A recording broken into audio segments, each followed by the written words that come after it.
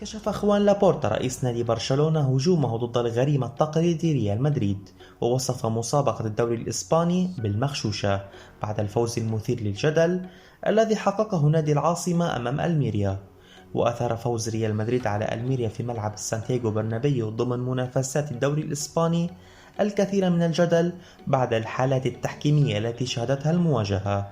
وكشف لابورتا أنه قدم شكوى رسمية إلى الاتحاد الإسباني لكرة القدم بسبب الضغوط التي مارسها ريال مدريد ضد الحكام عبر قناته الرسمية، مطالبا اتحاد اللعبة باتخاذ إجراء رسمي.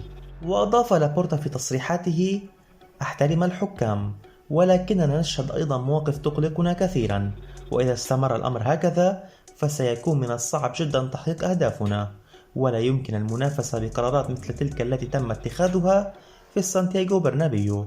ووصل لابورتا في تصريحاته قائلا: هذه المرة كانت الأمور واضحة للغاية، ولهذا السبب رفعنا شكوى رسمية إلى الاتحاد، وأنا قلق بشأن معنويات لاعبي برشلونة.